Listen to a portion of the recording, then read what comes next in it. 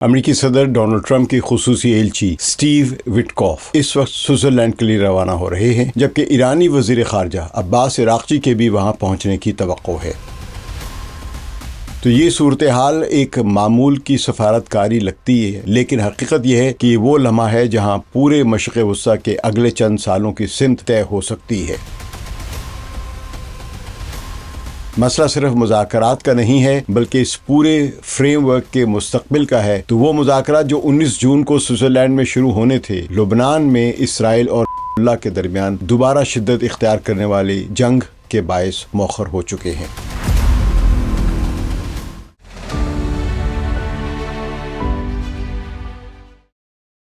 ثقلین امام کا سلام قبول کیجیے۔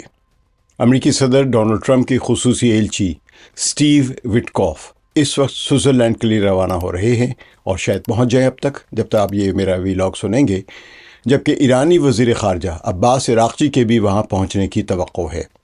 قطر کے وزیر اعظم شیخ محمد بن عبد الرحمن الثانی پہلے ہی سوئٹزرلینڈ پہنچ چکے ہیں، اور امریکی جو مشیر ہیں، آپ کہہ لیں کہ ڈونلڈ ٹرمپ کے، اور ان کے داماد بھی ہیں جیرڈ کوشنر، ان کی بھی سوئٹزرلینڈ میں موجودگی کی تصدیق ہو چکی ہے۔ تو یہ صورتحال ایک معمول کی سفارتکاری لگتی ہے شاید، لیکن حقیقت یہ ہے کہ یہ وہ لمحہ ہے جہاں پورے مشرق وسطیٰ کے اگلے چند سالوں کی سمت طے ہو سکتی ہے۔ مسئلہ صرف مذاکرات کا نہیں ہے، بلکہ اس پورے فریم ورک کے مستقبل کا ہے جو اسلام آباد میمورنڈم آف انڈرسٹینڈنگ کے تحت تشکیل دیا گیا تھا، اور جس کی بنیاد پر امریکہ اور ایران کے درمیان 60 روزہ سفارتی مرحلے کی بات کی جانے کے امکانات ہیں۔ اصل حقیقت یہ ہے کہ ان مذاکرات کا آغاز ہی ایک غیر معمولی بحران میں ہو رہا ہے۔ اول تو جنگ خود ایک بحران تھی، لیکن اس بحران کو روکنے کے لیے جب یہ میمورنڈم آف انڈرسٹینڈنگ پر مذاکرات ہوئے، وہ بھی کافی زیادہ ایک کشیدگی کی حالت میں ہوئے، اور جب یہ طے بھی پا گیا تو اس کو نقصان پہنچانے کے لیے یا اس کو ناکام بنانے کے لیے مکمل طور پہ کچھ قوتیں خطے کی وہ اپنی سازشیں کر رہی ہیں۔ تو وہ مذاکرات جو 19 جون کو سوئٹزرلینڈ میں شروع ہونے تھے، لبنان میں اسرائیل اور اللہ کے درمیان دوبارہ شدت اختیار کرنے والی جنگ کے باعث مؤخر ہو چکے ہیں۔ یہ صرف ایک سیکیورٹی واقعہ نہیں تھا کہ ایک اچانک جھڑپ ہو گئی، بلکہ اس نے پورے خطے کی جو ڈپلومیٹک کیلکولس ہے، یہ ریلیشن شپ کی جو کیلکولس ہے، اس کو بدل دیا ہے۔ جنوبی لبنان میں اسرائیلی ملٹری آپریشن اور سنگین بمباری کے بعد سیز فائر پہلے ہی دباؤ میں تھا، اور جیسے ہی زمینی حالات بگڑے، یعنی مزید خراب ہوئے، ویسے ہی سفارتکاری کے لیے ضروری جو کم از کم ایک منیمم ایک کانفیڈنس کا جو لیول تھا وہ بھی ٹوٹ گیا۔ اسی وجہ سے اب جب مذاکرات دوبارہ شروع ہونے جا رہے ہیں تو ان کے آغاز پر ہی سوالیہ نشان موجود ہے کہ کیا گراؤنڈ ریالٹیز اس عمل کو برداشت بھی کر سکیں گی یا نہیں۔ یہاں اصل نقطہ صرف یہ نہیں کہ جنگ بندی متاثر ہوئی ہے، بلکہ یہ ہے کہ اس پورے اسلام آباد میمورنڈم آف انڈرسٹینڈنگ کا سب سے کمزور ستون ہی یہی ہے، یعنی جنوبی لبنان میں اسرائیل کی جارحیت جو ہے۔ اگر اسرائیل پر مسلسل بمباری اور جنوبی لبنان میں اپنی زمینی حملے جاری رکھتا ہے، جو وہ قبضہ کرنے کی کوشش کر رہا ہے، اور جو قبضہ کر لیا کچھ حصہ، اس پر اپنا قبضہ برقرار رکھتا ہے، اور اسرائیلی فوج اور اللہ کے جنگجوؤں کے درمیان سیز فائر برقرار نہیں رہتی ہے، تو یہ پورا 60 روزہ سفارتی فریم ورک اپنی بنیادی کھو دیتا ہے۔ یہی وجہ ہے کہ ایرانی وزیر خارجہ عباس عراقچی نے مختلف ثالث ممالک کو واضح پیغام دیا ہے کہ لبنان میں سیز فائر امریکہ اور ایران کے مستقبل کے مذاکرات کے لیے میک اور بریک کی حیثیت رکھتا ہے۔ ایران کا موقف یہ ہے کہ سفارتکاری کسی خالی خلا میں نہیں چل سکتی، اس کے لیے زمین پر کم از کم ایک استحکام یا اعتماد کی فضا قائم ہونا بہت ضروری ہے۔ اسی دوران لبنان کی صورتحال نے ایک اور بڑا خطرناک موڑ لیا ہے، جب اسرائیلی وزیر نیشنل سیکیورٹی، یعنی اسرائیل کے جو وزیر برائے نیشنل سیکیورٹی ہیں، اتمار بن گویر، ان کا ایک انتہائی سخت بیان سامنے آیا ہے۔ انہوں نے کہا کہ پورا لبنان جلنا چاہیے، اور ہر ایک اسرائیلی ماں کے ایک آنسو کے بدلے 1000 لبنانی ماؤں کو رونا چاہیے۔ یہ بیان محض ایک سیاسی جملہ نہیں ہے، یہ ایک عام کسی پاگل شخص کے بیان نہیں ہے، بلکہ یہ اسرائیل کے ایک اہم ذمہ دار عہدیدار کا بیان ہے۔ یہ بیان آپ اس کو سمجھ لیں کہ اس نے پورے بحران میں موجود جو بھی جذباتی اور جو ملٹری شدت ہے اس کو ظاہر کیا ہے۔ تو ایسے بیانات اس وقت سامنے آ رہے ہیں جب سفارتکار سوئٹزرلینڈ میں کسی ممکنہ فریم ورک کو بچانے کی کوشش کر رہے ہیں، ایم او یو کو زندہ رکھنے کی کوشش کر رہے ہیں، جو خود اس بات کی علامت ہے کہ اسرائیلی سیاست کے اندر بھی یکساں سوچ نہیں ہے۔ اور بن گوئر تو اس وقت ایک اہم وزیر ہے۔ اگر ان کی یہ سوچ ہے تو جنوبی لبنان میں استحکام کیسے ممکن ہے؟ وہ تو پورے لبنان کو جلا کر خاک کرنے کی بات کر رہا ہے۔ یہاں ایک اور اہم زاویہ بھی سامنے آتا ہے۔ لبنان میں جاری کشیدگی صرف اسرائیل اور اللہ کا معاملہ نہیں، بلکہ یہ اس وسیع تر ایران امریکہ مذاکراتی عمل کی بنیاد اور پہلی شرط ہے۔ اگر آپ میمورنڈم آف انڈرسٹینڈنگ کا پہلا نقطہ پڑھیں یا پہلی شق پڑھیں تو وہ اسی پورے خطے کی جنگ بندی کے بارے میں ہے جس میں لبنان کو شامل کیا گیا ہے۔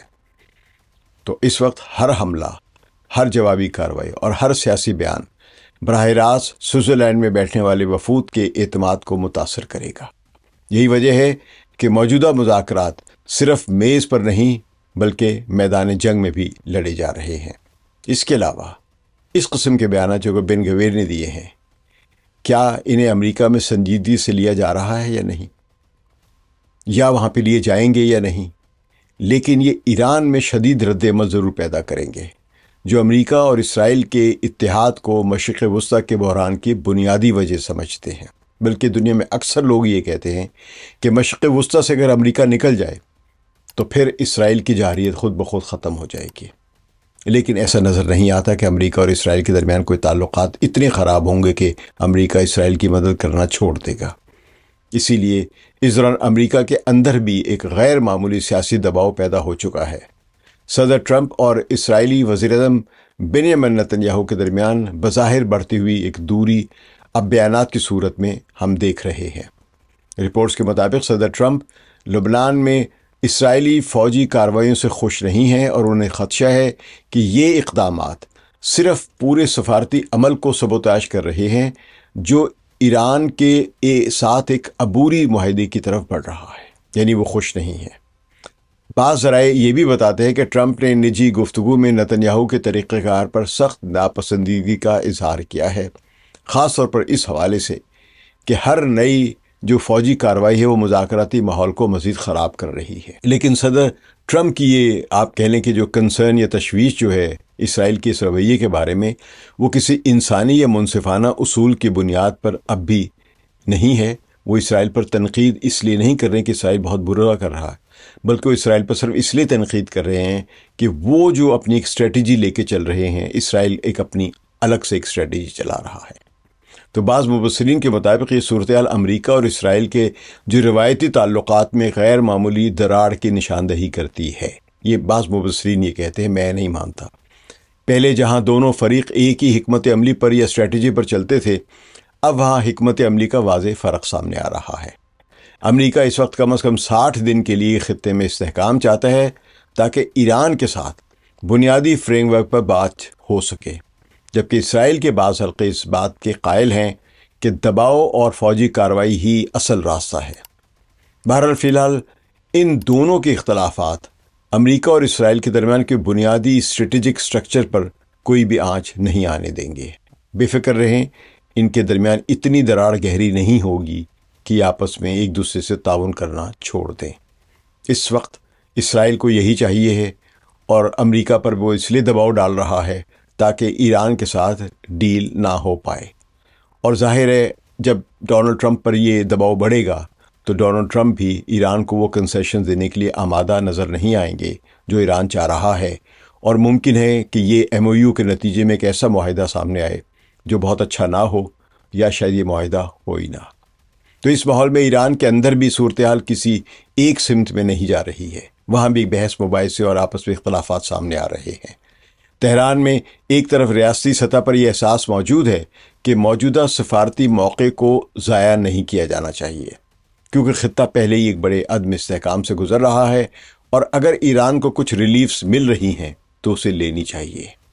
لیکن دوسری طرف عوامی اور سیاسی سطح پر امریکہ پر ایک گہرا عدم اعتماد پایا جا۔ یہ عدم اعتماد صرف موجودہ حکومت تک محدود نہیں بلکہ یہ ایک تاریخی پس منظر رکھتا ہے۔ ہم جانتے ہیں اس میں پچھلے معاہدوں کے ساتھ اور جو وعدے کیے گئے ان کے ساتھ کیا کیا دھوکہ ہوا ہے، مذاکرات کے دوران حملے کیے گئے ہیں۔ اس لیے یہ آسان نہیں ہے کہ ایرانی عوام قائل ہو جائیں کہ ایران کو امریکہ سے کوئی فائدہ ہوگا۔ ایران میں یہ بحث بھی شدت اختیار کر چکی ہے کہ آیا امریکہ کے ساتھ کسی معاہدے پر بھروسہ کیا بھی جا سکتا ہے؟ نہیں۔ فرض کیجئے کوئی بہت اچھا معاہدہ ہو بھی جائے تو کیا امریکہ اس پر قائم رہے گا، یا آئندہ کی حکومتیں اس پر قائم رہیں گی، یا کانگریس اس کی توثیق کرے گی؟ تو یہ سب باتیں اب ذہن میں رکھ کے چلنا ہوگا۔ تو بعض حلقے جو ایران کے وہ اسے ایک موقع سمجھتے ہیں کہ اقتصادی دباؤ کو کم کیا جائے، جبکہ دیگر اسے ایک ممکنہ سیاسی چال قرار دیتے ہیں، کیونکہ بہت ساری چیزیں ڈونلڈ ٹرمپ کے اپنے ہاتھ میں ہیں ہی نہیں جن کا وہ وعدہ کر رہے ہیں، کیونکہ انہوں نے فرض کیجئے ٹیرفس لگا دیے دنیا بھر میں، لیکن امریکہ کی سپریم کورٹ نے ان ٹیرفس کو غیر قانونی قرار دیا۔ تو اگر فرض کیجئے ڈونلڈ ٹرمپ کوئی بھی وعدہ کر لے، کوئی بھی معاہدہ کر کے آ جائے، ان کے اسٹیو وٹکاف یا جیریڈ کوشنر کوئی بھی وعدہ کر کے آ جائے، تو اس کی قانونی حیثیت اسی وقت ہی بنے گی جب کانگریس اس کی توثیق کرے گی۔ تو یہی تضاد ایرانی پالیسی کو پیچیدہ بنا دیتا ہے کہ کیونکہ حکومت کو ایک طرف داخلی دباؤ کا سامنا بھی ہے اور دوسری طرف بین الاقوامی سفارتی مواقع ایک ہیں، سمجھیے کہ ان کو استعمال کرنے کا، اویل کرنے کا ایک موقع بھی ہے۔ اس وقت یہ بھی بحث ہے کہ امریکہ جس سے ایران میں اس جنگ کے دوران ایرانی قیادت اور میناب اسکول کی بچیوں سمیت ہزاروں ایرانیوں کا خون کیا اور سینکڑوں ارب ڈالر کا سویلین اور انڈسٹریل انفراسٹرکچر تباہ کیا، اس کے لیے اس ایم او یو میں کوئی سزا یا تاوان موجود نہیں ہے۔ امریکہ پر جو بھی تھوڑا سا 300 بلین ڈالرز کا یا 300 ارب ڈالرز کی جو بات کی جا رہی ہے وہ امریکہ نہیں دے گا۔ وہ ایک فنڈ قائم کیا جائے گا جو کہ بنیادی طور پر امریکہ پر کسی قسم کا کوئی ایک سزا یا تاوان وصول کرنے کا طریقہ ہم کہہ ہی نہیں سکتے۔ تو عوام انتقام کے نعرے لگا رہے ایران میں، اور حکمران انہی کے ساتھ مذاکرات کر رہے ہیں جن کے خلاف عوام انتقام کے لیے نعرے لگا رہے ہیں۔ تو اس پس منظر میں موجودہ رہبر جو ہیں، رہبر اعلیٰ سید مجتبیٰ خامنہئی نے ایک پیغام جاری کر کے ایرانی قوم کو متحد رہنے کی تلقین کی ہے۔ انہوں نے عوامی جذبے اور ایم او یو پر شکوک کی تائید بھی کی ہے، لیکن حکومت کے مذاکرات کے انیشیٹو کی بھی توثیق کی ہے، جس سے امریکہ کے مذاکرات کی کوششوں کو سپورٹ ملی ہے، اور یہ کوئی معمولی بات نہیں ہے۔ ساتھ ساتھ انہوں نے یہ بھی انتباہ دیا ہے کہ حکومت مذاکرات کے دوران اپنے مفادات، ایرانی قوم کے مفادات اور ایرانی قوم کی جو قربانیاں ہیں اس جنگ کے دوران، اس جنگ میں جو کامیابی حاصل ہوئی ہے کہ آج امریکہ مذاکرات کر رہا ہے، وہ ناکام نہ ہونے پائے۔ یہ سب کا متفقہ خیال ہے ایران میں۔ تو اسی دوران پاکستان کے ایک بار پھر ایک سفارتی فریم ورک میں متحرک ہوتا ہوا ایک کردار نظر آ رہا ہے۔ وزیر داخلہ محسن نقوی کا تہران کا دورہ اس بات کی علامت ہے کہ اسلام آباد میمورنڈم آف انڈرسٹینڈنگ کے بعد پاکستان مکمل طور پر اس عمل سے باہر نہیں ہوا ہے، بلکہ اب بھی ایک غیر رسمی سہولت کار کے طور پر موجود ہے۔ تو اس کردار کا مطلب یہ ہے کہ پاکستان براہ راست فریق نہیں ہے، لیکن رابطوں کو برقرار رکھنے میں یا آپ کہہ لیں کہ خفیہ میسیجنگ میں ابھی بھی مدد دے رہا ہے، جو اس طرح کے حساس مذاکرات میں انتہائی اہم کردار ہوتا ہے۔ بہرحال یہاں یہ بات دوبارہ واضح کرنا ضروری ہے کہ اسلام آباد میمورنڈم آف انڈرسٹینڈنگ کوئی کلاسیکی معاہدہ نہیں تھا جو کسی میز پر دستخط ہو کر وجود میں آ گیا۔ آپ نے دیکھا تھا یہ ڈیجیٹل طریقے سے اس پر دستخط ہوئے تھے، اگرچہ ڈیجیٹل طریقے سے دستخط ہونا کوئی ایک نئی بات نہیں ہے۔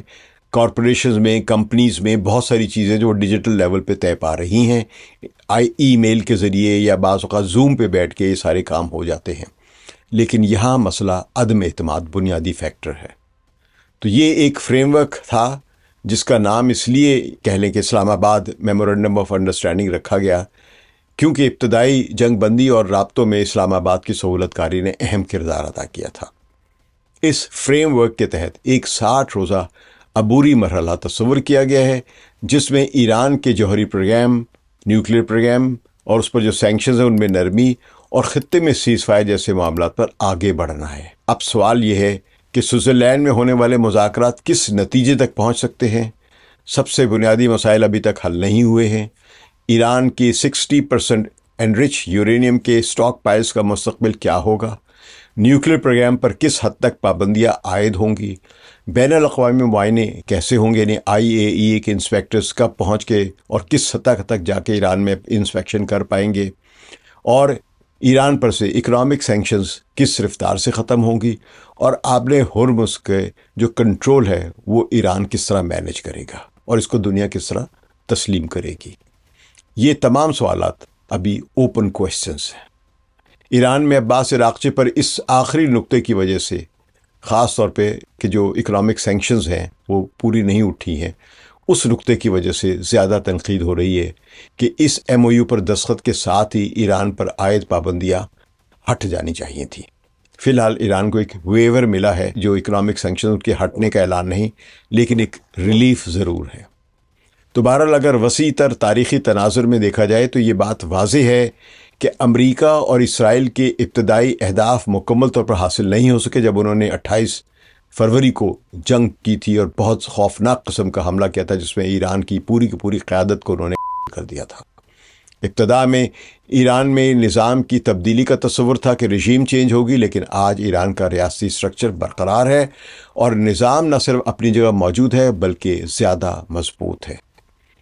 یہ امریکہ اور اسرائیل کی ایک بڑی اسٹریٹجک ناکامی سمجھی جاتی ہے ان حلقوں کے لیے جو مکمل تبدیلی کے خواہاں تھے۔ تو وہاں تبدیلی نہیں ہے بلکہ اسی رژیم سے جس کو آپ نے ٹاپل کرنے کی کوشش کی تھی، جس کو آپ نے ختم کرنے کی کوشش کی تھی، اسی سے امریکہ کو مذاکرات کرنے پڑ رہے ہیں۔ کس لیے؟ کہ آبِ ہرمز کھل جائے۔ اس طرح ایران کے نیوکلیر پروگرام کو مکمل طور پر ختم کرنے کا مقصد بھی حاصل نہیں ہو سکا ہے۔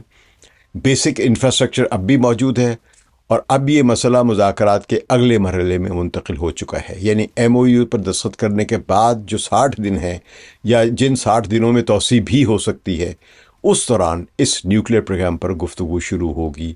یہ 60 دنوں میں یا 120 دنوں میں ہوتی ہے یا 3 سالوں میں ہوتی ہے، یہ وقت طے کرے گا۔ لیکن اگر فرض کیجئے اسرائیل اور لبنان کی جنگ جاری رہتی ہے تو نیوکلیر پروگرام پر یا نیوکلیر فائل پر مذاکرات ہونے کے امکانات خود بخود کم ہو جائیں گے۔ تو اس سے ایک لحاظ سے ایران کو ایک ریلیف ملے گا کہ اب تک کی جو ویور ملی ہوئی وہ برقرار رہے گی، بشرطے کہ امریکہ راضی ہو سکتا ہے، کیونکہ ڈونلڈ ٹرمپ کا کچھ پتہ نہیں کہ وہ کیا سے کیا فیصلہ کر دے، اپنی ہی زبان سے پھر جائے۔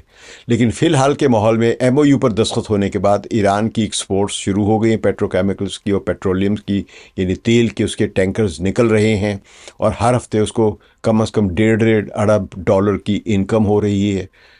تو ان سے یہ لگ رہا ہے کہ شاید یہ مذاکرات طول بھی پکڑیں، لیکن امریکہ کی اور اسرائیل کی دونوں کی کوشش ہوگی کہ زیادہ طول نہ پکڑے اور ایران کے نیوکلیر پروگرام پر کوئی بات چیت طے پا جائے، تو اس میں پھر ایران کا پلہ بھاری رہے گا۔ ایران کے نیوکلیر پروگرام کے بارے میں جو امریکہ اور اسرائیل کی پوری کوشش ہے کہ جو چیز جنگ کے ذریعے انہیں حاصل نہیں ہو سکی ہے وہ اب کسی بھی طرح سفارت کاری کے ذریعے حاصل کرنے کی کوشش کریں، تو یہی ان کی اب کوشش جاری رہے گی۔ تو اس لیے بہت ممکن ہے کہ وہ ایران کی کافی ساری باتیں مانتے چلے جائیں گے۔ تو یہاں پر ایک بندہ سوچے گا کہ اگر یہ سب کچھ مذاکرات کے ذریعے ہی حل ہونا ہے تو پھر تم لوگوں نے جنگ کیوں کی؟ ایران کے علاقائی نیٹ ورک کے حوالے سے بھی صورتحال تبدیل ہو چکی ہے۔ وہ تصور کہ ایران کے تمام اتحادی گروہوں کو مکمل طور پر کمزور یا ختم کیا جا سکتا ہے، اب عملی طور پر حقیقت نہیں بن سکا ہے ابھی تک۔ موجودہ سفارتی فریم ورک یا اس ایم او یو میں جنگ بندی اور استحکام کی بات ضرور ہو رہی ہے، لیکن مکمل خاتمہ یا غیر مشروط دباؤ کا ہدف وہ امریکہ اور اسرائیل دونوں کو حاصل نہیں ہوا ہے۔ آبِ ہرمز کے معاملے میں بھی صورتحال تبدیل ہو چکی ہے۔ اب یہ خیال موجود ہے کہ یہ آبی گزرگاہ مکمل طور پر بند نہیں ہوگی بلکہ محدود اور کنٹرولڈ حالت میں کھلی رہے گی، اور اس کے انتظامات پر مستقبل میں دوبارہ بات چیت ہو سکتی ہے۔ لیکن جنگ سے پہلے آبِ ہرمز مکمل طور پر کھلی تھی، اب ایران کے کنٹرول میں ہے اور اب یہ جنگ سے پہلے کے حالات میں نہیں جائے گی۔ اس کی جو بھی حالت ہے، یہ ایک بڑا اسٹریٹجک فرق ہے، کیونکہ عالمی توانائی مارکیٹ کے توازن کو براہ راست آبِ ہرمز کا کنٹرول متاثر کرتا ہے۔ یعنی ایران اپنی اس پوزیشن کو اب کسی بھی صورت میں اس سے دستبردار نہیں ہوگا جو اس نے آبِ ہرمز پر اس جنگ کے دوران اپنا کنٹرول حاصل کیا ہے۔ اس کنٹرول کو مینجمنٹ کے لحاظ سے اس میں تبدیلی آ سکتی ہے۔ ٹول ٹیکس نہیں لیا جائے گا، لیکن سروس چارجز یا انشورنس کے نام پر کچھ نہ کچھ چارجز لیے جائیں گے۔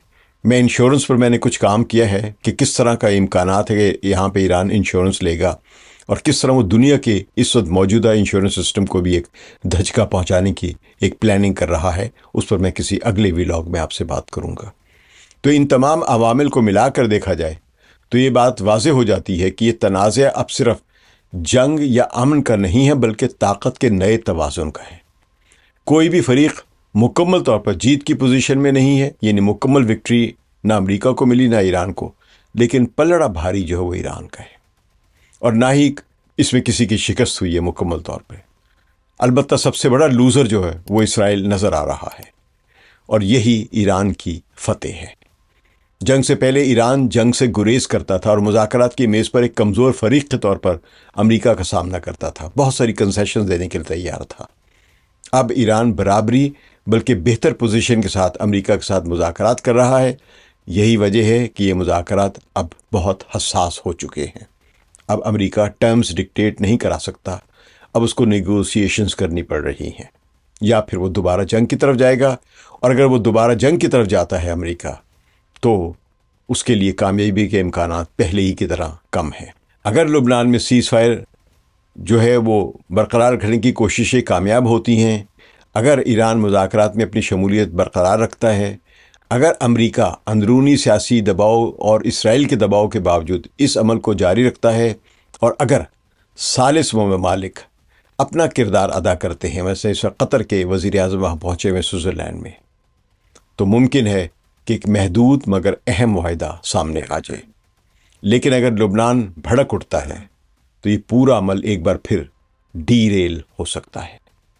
اس وقت دنیا کی نظریں صرف سوئٹزرلینڈ پر نہیں بلکہ جنوبی لبنان پر ہیں، کیونکہ اصل حقیقت یہ ہے کہ ان مذاکرات کا فیصلہ میز پر کم اور میدان جنگ میں زیادہ ہو رہا ہے۔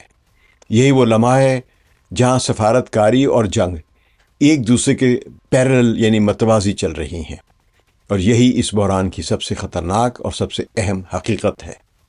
اور ایران کے لیے بڑا چیلنج اپنی میدان جنگ کی کامیابی کو مذاکرات کی میز پر قائم رکھنا ہے، کیونکہ ایران میں یہ بات عام طور پر کہی جاتی ہے کہ ایران جنگ سے نہیں ڈرتا ہے، مذاکرات کی چالاکیوں سے ڈرتا ہے۔ شکریہ۔ ثقلین امام کو اجازت دیجیے۔ خدا حافظ۔